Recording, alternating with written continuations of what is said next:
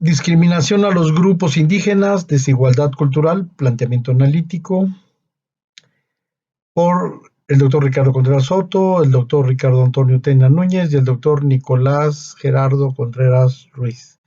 Hemos venido trabajando este tema. Bueno, de acuerdo al INEGI, en México hay 68 grupos indígenas, cada uno hablante de una lengua originaria propia y que juntas pueden llegar a tener 364 variantes. Bueno, de acuerdo con los datos del censo y los conteos de población históricos, la tasa de hablantes de las lenguas indígenas de los 5 años de edad o más se redujo del 16% de 1930 a 6.6% en el 2015. Esto lo dice de acuerdo al comunicado de prensa del 7 de agosto del 2021, el INEGI. Y esto es importante porque lo que nos está diciendo el INEGI es pues que se ha reducido los grupos indígenas, y hay toda una cuestión de el etnocidio que ha pasado, pero bueno, esto lo señalo porque tiene que ver quizá algo con la discriminación o bastante con la discriminación. Muy bien.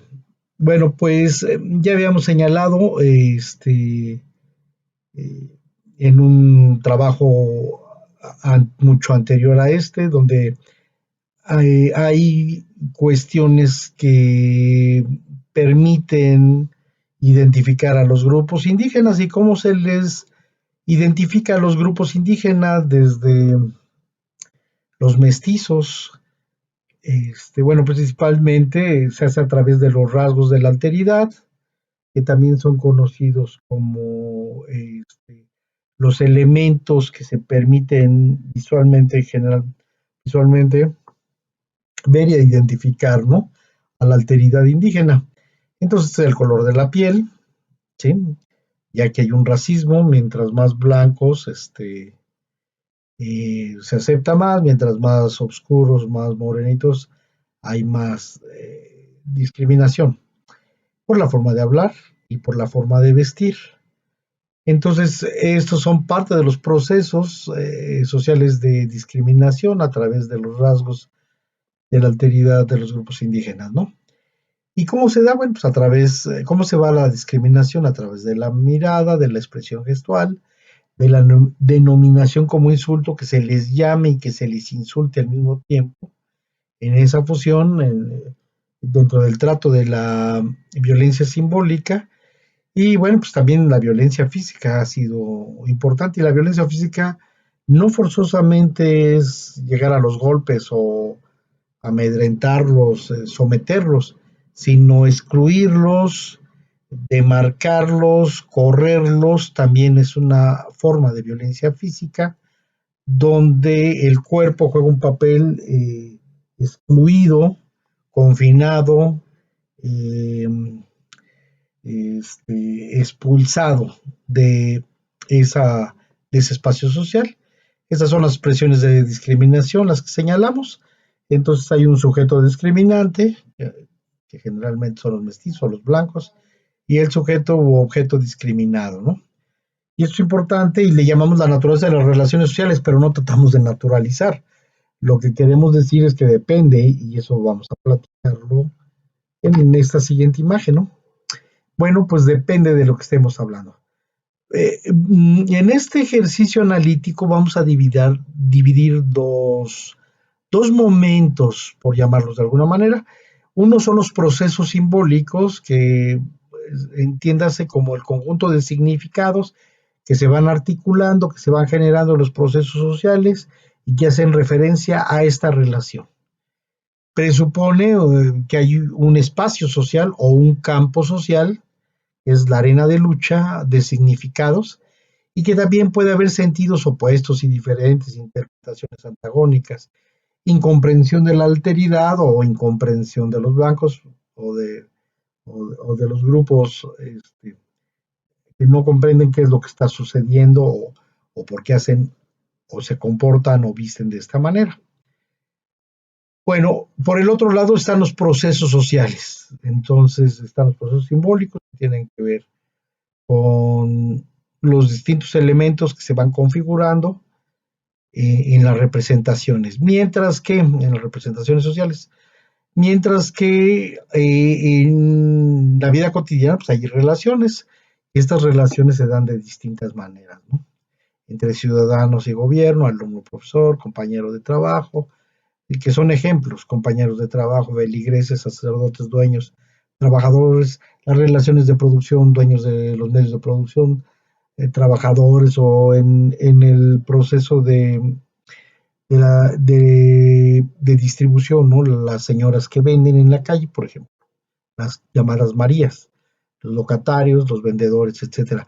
Entonces, aquí estamos hablando para nivel analítico de dos momentos, los procesos simbólicos y los procesos sociales. Sí, por otro lado, queremos señalar que el sujeto no inventa la impresión, la percepción que tiene de la alteridad indígena. Y esto habría que ver y sería muy interesante y esperemos, bueno, pues no sé, he estado pensando cómo podemos hacer un estudio, ¿no? De cómo se hace la percepción de los blancos y los mestizos, que es la heteropercepción de lo indígena, con referencia a ellos, ¿no? Y digo porque sé, estoy casi seguro, estamos casi seguros, de que perdura una matriz colonial en esta representación hegemónica de lo que es los grupos indígenas. ¿Y por qué lo decimos? Porque ya habíamos visto en varios documentos que se refieren a ellos y se asocia generalmente la imagen, la representación social de los indígenas con pobreza, retraso, ignorancia, insalubre y otra serie de cosas que vale la pena explorar. Bueno, dentro de las relaciones sociales, pues hay unas relaciones dentro de la cultura dominante, aunque el sujeto que representa la percepción hegemónica no sea del grupo dominante. Y están las culturas subalternas, dentro de ellas, sí, está la cuestión de los grupos indígenas. Y habíamos señalado que este espacio está dividido en algo que llamamos el espacio social o el campo, no bueno, dependiendo de dónde estemos hablando. Ahora, esto de pobreza, retraso, ignorancia, no es intención arbitraria, no. Se ha sacado de la encuesta nacional indígenas que desarrolló la UNAM y que en la pregunta 14 dice cuáles cree que es la mayor desventaja de ser indígenas, y esas son asociaciones, ¿no? Voy de la mayor a la menor, que es la discriminación, según las gentes que entrevistaron a UNAM, un muestreo largo de 1,300 y tantas personas. La marginación y pobreza, que es el en segundo lugar, asocian a los grupos indígenas con marginación y pobreza, el 21,6. Lo mencionan con el 4,3, con el analfabetismo, que tiene que ver asociado mucho con la ignorancia, el 4,3, y con la pérdida cultural, 1,2, y la exclusión, perdón, la exclusión elevada anterior. Bueno, entonces esto lo hace la UNAM en el 2015, hace un estudio, y esto no lo presenta el sujeto, o sea, no lo inventa el sujeto ciudadano, que a través de la heteropercepción retoma una imagen, una representación social de lo que es lo indígena, tiene que ver con retraso, pobreza, ignorancia, suciedad, antihigiénico y demás. ¿De acuerdo? Bueno, me voy a otro elemento que es muy importante y que tiene que ver más con las prácticas sociales y con los espacios sociales. Y ya estamos hablando de desigualdad, ¿no? Entonces, esta situación de pobreza, analfabetismo, discriminación, marginación, pérdida cultural, exclusión, tiene que ver con las prácticas y los espacios sociales. La exclusión es donde no se te deja entrar, no tienes a qué entrar, no sabes a qué entrar o no estás facultado culturalmente. estos elementos tienen que ver con la desigualdad cultural. No hay un acceso, se te da un distanciamiento e incluso un desconocimiento porque tú no perteneces a esta actividad grupal, a estas formas de convivencia, a estas formas de involucramiento, a estas formas de socialización, ¿no? Y que también va generando desconocimiento, la distancia a lo largo, pues, y a lo largo y nunca encontrada, pues ha generado pues algo que es fuerte, que es la cuestión de que pues, no sabes qué pasa, no sabes qué dicen, no sabes qué piensan al interno, ¿no? Y la cuestión de la prohibición que se va dando en ciertos espacios culturales. Ya en las cuestiones de los espacios sociales y prácticas sociales ya los habíamos abordado con referencia a la gente pobre y donde pues se va prohibiendo no entrar y a veces no es tanto que se impida, sino que a veces pues, no se puede entrar porque no eres miembro, no se puede entrar porque no sabes qué se hace adentro, ¿no? En manejar, estoy pensando, ¿no? No sabes, esta prohibición en las prácticas sociales se da en que pues, desconoces o no te ha certificado o no se te ha dado la meritocracia de que puedas tú estar dentro de, ¿no?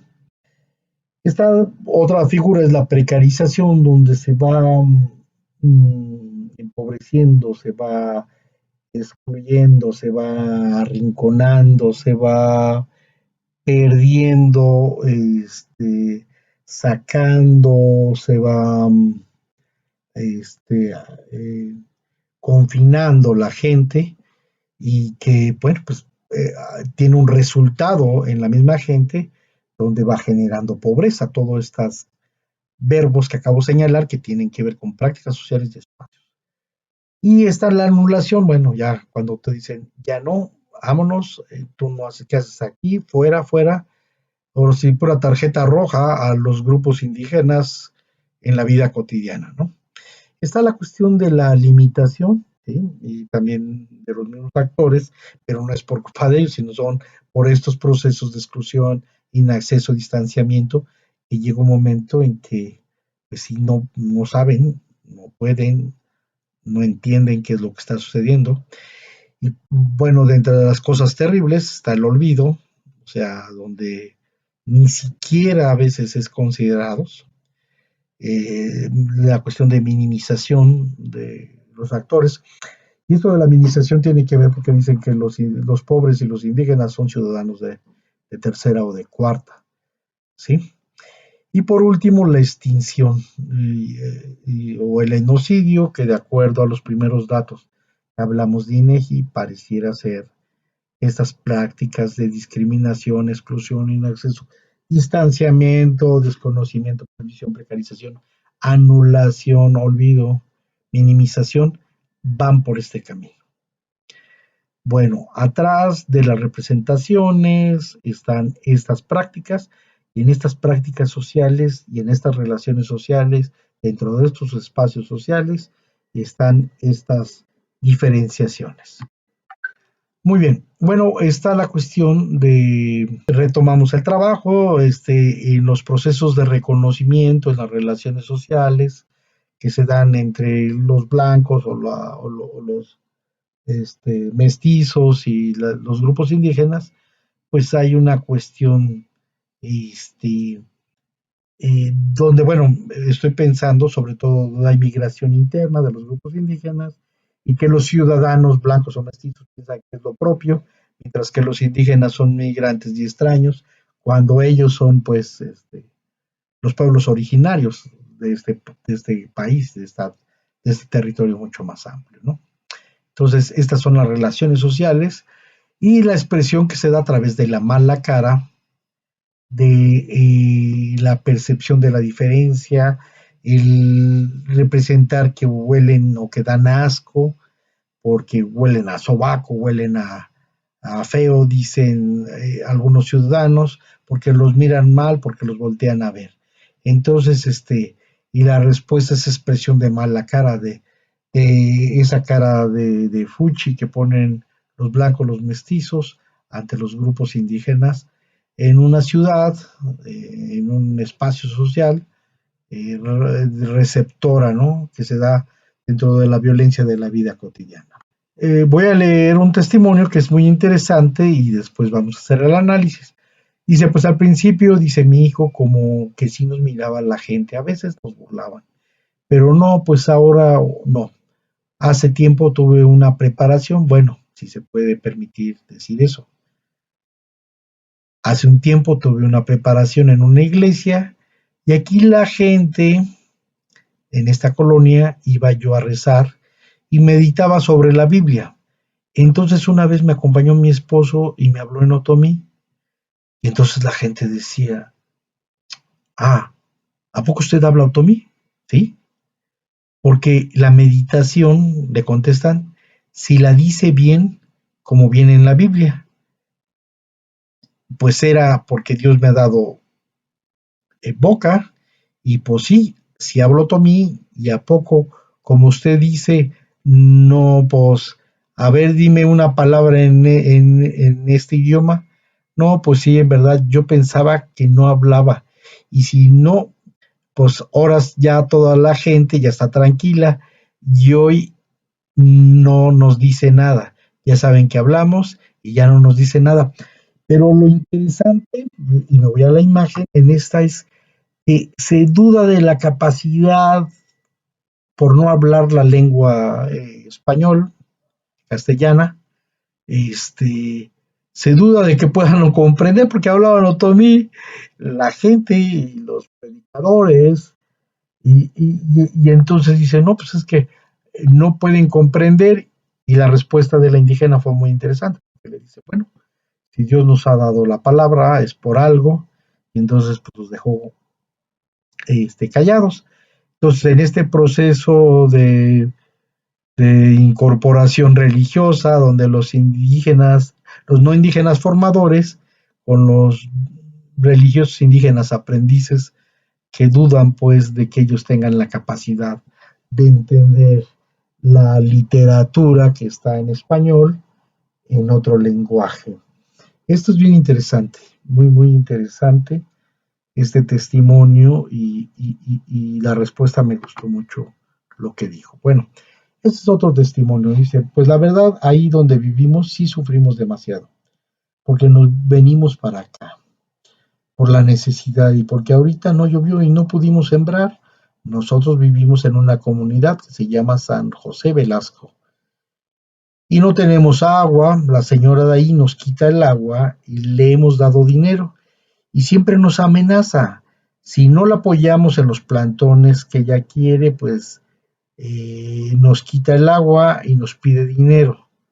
Son 150 solares de 150 personas, pues no nos alcanza y a nosotros nos han humillado muy feo.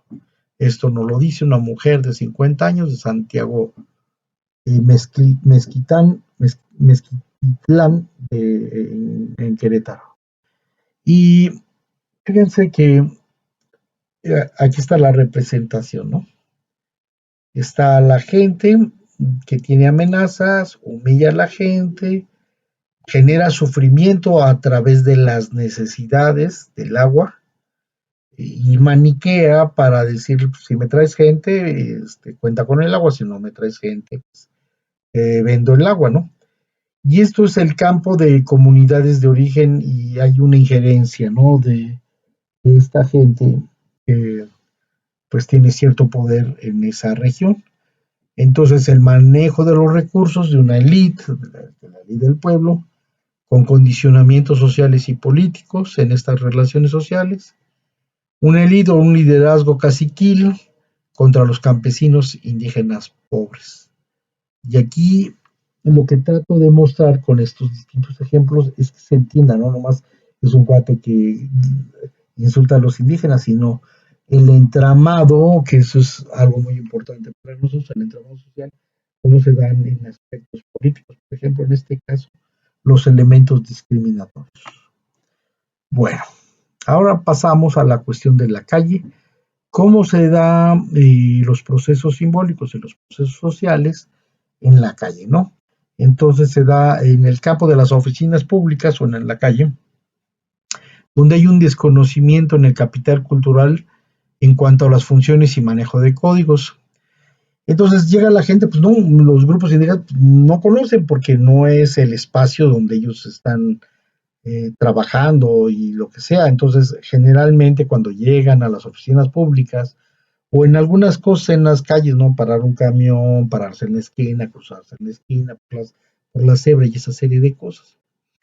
Y entonces la gente pues les gritan, les hacen malas caras, hay agravios constantemente y hay un desinterés de atender, de orientar ciudadanamente, ¿no? A los grupos indígenas. Mientras que a los grupos indígenas se les humilla, se les hace sentir mal, se les trata de manera no digna y hay una injusticia y hay una impotencia en la vida cotidiana.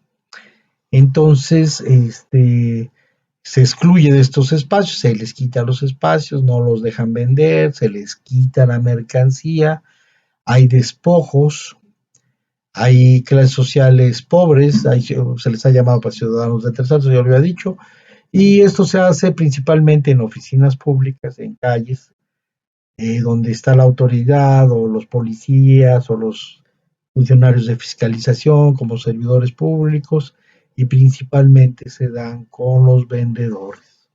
Pues vamos al testimonio siguiente.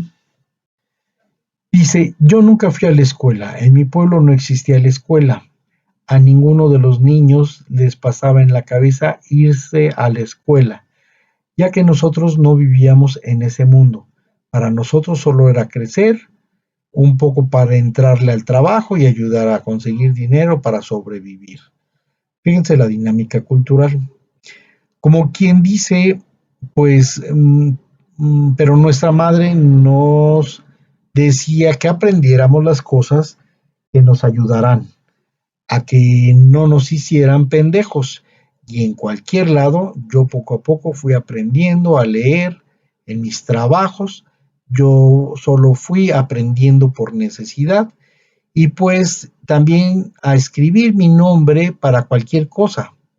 No sabía usar las herramientas del trabajo, pero sí como quien dice, yo aprendí en la calle, aprendí a sobrevivir en el trabajo. Y sí me han discriminado. Recuerdo que un chico me decía que yo era un tonto, un ignorante, se burlaba de mí. Los más grandes, porque yo era pobre, pero de ciudad, y él era yo era un pobre de pueblo, él era pobre de ciudad, entre los pobres, pues, y yo era un pobre de pueblo, del campo. Este, entonces, se burlaban de mí, llegué a escuchar la palabra de indio, indígena, eso siempre lo supero, nunca me afectó eso, pero sí también por no tener ningún estudio, me corren de los trabajos, me hacían pendejo, muchas veces quise trabajar donde ganara más, pero me rechazan millones de veces por no tener ningún estudio. Y ahora sí, que esa es la desigualdad cultural, y ahora sí que el gobierno no hagase nada por uno. Me dijeron muchas personas que me largara a vencer cosas de puerta en puerta, a vender cosas de puerta en puerta. Y algo de eso se me quedó. Pues yo hoy lo que hago es vender a la gente, pero me gustaría regresar a mi pueblo, aunque ahí no se tiene modo de vivir. Pero ya no queda nada ni nadie de mi gente. Todos viven lejos o cerca, pero ahí ya no. Esto me lo dice un hombre de 60 años, otomí, católico sin estudios. Es muy interesante y es cruel porque no es. Y aquí vemos, ¿no? Las personas preparadas de un campo y las personas poco preparadas, indígenas o que desconocen. Esta es la cuestión de la desigualdad cultural. Hay una simetría de capital cultural en el campo laboral determinado, hay una exclusión, por ejemplo, de las ciencias, hay una pérdida de saberes tradicionales, hay una reacción de poca autodeterminación porque pues andan rodantes, andan en la migración, andan buscando, han salido de las zonas de refugio, algunos de ellos, o lo hacen cíclicamente, van a su pueblo, regresan a las ciudades. Hay un desconocimiento, hay poca capacidad de expresión, hay poca representación social positiva, hay una interrupción de procesos de creatividad, hay un estigma donde se les clasifica como ignorantes, hay una reproducción de la imagen del fracaso, hay una descapitalización cultural, hay un olvido, hay un desconocimiento, hay una ignorancia y también hay una autoexclusión, es cuando ellos mismos ya dicen, no, yo aquí no le entro porque es muy violento este espacio. Poco nulo el manejo de códigos de un campo determinado y hay relaciones sociales con los saberes que en algunos casos sí saben que es necesario intercambiarlos para que también puedan entender lo que conocen y lo que saben. Por el lado de las prácticas sociales hay condicionantes desiguales educativas, hay poca oportunidad, como en el caso del señor que veíamos que no había escuelas, no había lugares donde ellos pudieran aprender a leer, a trabajar, a recuperar, a dignificarse. Ahí está una cuestión de descualificación, hay una exclusión, hay una marginación laboral, hay trabajo de bajos estatus, esto se llama estratificación laboral, hay una limitación de la participación social, hay pocas habilidades que han desarrollado porque pues no están en esas prácticas, hay una división étnica técnica de trabajo en donde sí saben muchas cosas, principalmente los artesanos. Y hay aislamientos de los procesos sociales. Bueno, estos son de las personas preparadas y de las personas poco preparadas. Bueno, vamos a ver otro testimonio. Dice, sí, duré un año. Ya después, cuando ya empecé a saber más cosas, porque hasta eso yo no sabía hablar español, no sabía, había hablado por otomí. De ahí que nos enseñaron y que aquí, pues, más o menos supimos hablar en español. Y pues sí, la gente, muchas cosas que no sabíamos decirlo bien, y ya empezaban a reírse, empezaban a decir que ahí no son muy indios, que no sé qué.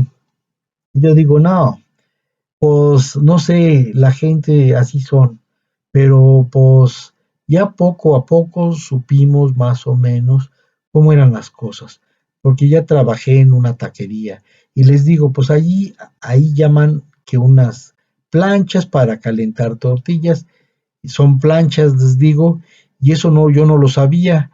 Entonces le digo, porque me decían, vete, puedo traer una plancha.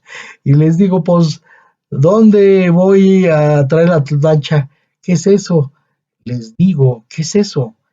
No dicen, es una plancha, y pues la mayoría de los compañeros dice, sí, vete a traer una plancha ahí a la casa de la señora. ¿Y qué es una plancha? Yo escuchando en la tele le digo que las planchas son para planchar, ¿no? Y dije, y voy y traigo, y luego voy y dice la señora, no, eso no es una plancha, son planchas, se les llaman planchas donde se calienta la tortilla y todo eso. Ah, le digo, es que yo no sabía. Sí, ya me había dado cuenta que no sabes y ya. Le digo que está bien, que no me quieren decir porque bueno, ya ves que hay muchas personas que son malas y así me la pasaba. Y luego las cortinas, ya ves que las puertas tienen cortinas, y otra vez me pasó lo mismo. Le digo, ¿por qué las cortinas? Nunca conocí las cortinas, la única cortina que había escuchado son las de las puertas y todo eso, y lo mismo pasó. Y le digo, es que voy a traer unas cortinas y no dice las cortinas son las que van a lavar en las puertas. Híjole, le digo, es que me hace lo mismo. Y digo, yo no sabía nada de eso, yo no conocía nada de eso hasta que empecé a trabajar. No se alcanza a escuchar, bueno, ahí parte de decían las cosas y qué son de ahí y ya le digo, nunca me enseñaron eso, nunca supimos nada. Y aparte, pues mi mamá antes también no sabía nada de eso, no se alcanza a escuchar el audio nuevamente. Y luego le digo, no tuve estudios porque yo me metí a los 13 años a trabajar. Y le digo, pues esa es la verdad, yo no sabía nada, mi mamá siempre nos traía vendiendo en la calle y todo eso, ¿no? Lo dice una mujer otomí, jovencita de 25 años, de Santiago Mezquitlán. Bueno, aquí está, este es un ejemplo muy interesante en el campo lingüístico laboral, ¿no? Y en los malos tratos de la gente, de los clientes que la tratan mal, y hay un marco de referencia y de acervos y que para mí es muy importante con referencia a las desigualdades culturales y que generó errores de problemas semánticos, una confusión, una serie de equívocos que fueron muy intolerantes en el proceso de aprendizaje que se van dando, ¿no? Entre los dueños y los clientes y la empleada indígena.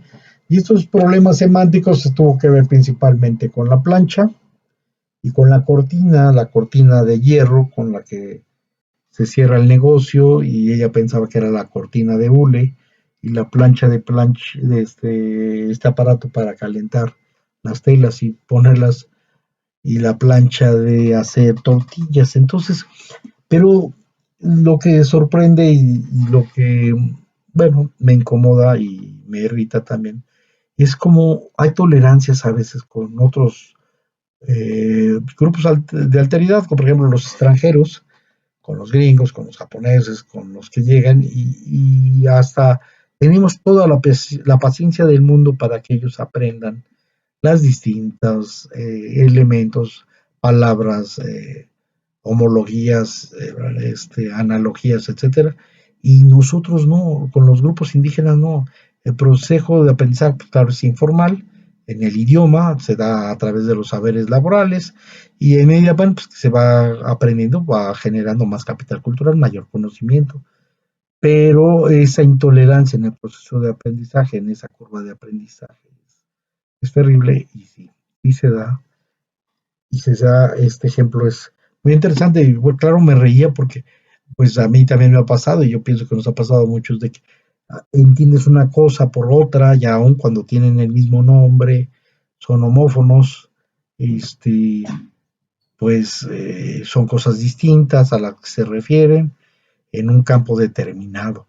Bueno, pues esto, y me hace reír porque tú dices, bueno, pues si yo entiendo por esto, y no es lo que yo digo que es, porque es otra cosa, culturalmente, a este tipo de incomprensión, a este tipo de equívocos, de errores que hay con las cuestiones, con las palabras, ¿no? Bueno, ahora voy al campo del comercio, seguimos con este ejemplo, donde hay intolerancia, desesperación, cuando le piden las cosas a esta mujer indígena, a esta niña indígena, hay intolerancia y ándale, y le gritan feo, ya hay regaños, ya hay sarcasmos, ya hay ofensas por parte de los clientes en este espacio. Y por la otra, pues está la cuestión de la exigencia al servicio rápido, y bueno, pues este proceso informal de idiomas saberes que se dan en este espacio. Bueno, en el campo educativo, pues no hay unos testimonios muy interesantes donde llegaba la mamá de un grupo indígena, digo, de una persona indígena, y dice, ahí viene la India María, y todos se reían, ja, ja, ja. Sí, la escuela es muy interesante, pero también es un espacio de, de coacción muy fuerte, man. Entonces, el maltrato, el racismo, la burla, cuando son los grupos indígenas son pequeños, en estas escuelas, pues se van dando, ¿no? Entonces hay un desconocimiento, un prejuicio sobre los indígenas, donde no se les valora social, humanamente, se les desvalora, se les subestima, llega al caso de bullying muy fuerte y las ofensas recibidas de las personas, y ellos llegan a un momento pues, en que se da la pena de ser indígenas con los suyos, el idioma, la forma de hablar indígena, el aprendizaje del idioma, los problemas valorativos con referencia a la costumbre, a las condiciones de vida, el miedo que se va generando, el estrés fuertísimo que se genera en estas relaciones, ¿no? De entre los niños y los niños indígenas, los niños mestizos o blancos, el proceso de diferenciación y competencia que se van dando entre lo indígena y lo no indígena, y por eso se le, se le desacredita, se le desprecia a lo indígena en las condiciones de clase para sobrevivir. Sí, y puede generar aislamiento y vulnerabilidad también, porque bueno, no hay manera de organizarse con otros indígenas, porque a veces son pocos los indígenas o no, o puede ser, ¿no? Entonces se dan entre compañeros de escuela y los alumnos indígenas. Muy bien, bueno, pues termino casi platicando que dónde son los lugares donde se discriminan, y a grosso modo pues puedo ver principalmente que es en la calle donde se da este espacio social de la discriminación. Le sigue bueno, también en la calle de un lugar donde llegan como migrantes, y posteriormente es en el trabajo también y en la escuela. La escuela no es menor de los migrantes. Bueno, y ahí están por grupos étnicos como están configurados. Por el otro lado, ¿quiénes son los sujetos discriminadores? Esto es muy importante, pues son los ciudadanos, después bueno, los ciudadanos son muchos, después le siguen los policías y los funcionarios públicos y los compañeros alumnos, que son terribles con la discriminación. Y aquí en esta otra tabla cruzada hablamos de las relaciones de los sujetos con referencia al espacio, y como lo habíamos dicho, pues perdón, en la calle y en la ciudad receptora. Este, Posteriormente sigue el, este, en el trabajo y en la escuela. Bueno, pues espero que hayamos contribuido pues en ir analizando las formas de relaciones sociales que se dan en los procesos de socialización y las formas de representación simbólica que se dan en estos encuentros de la discriminación. Y estamos trabajando en ello, en la cuestión de desigualdad cultural.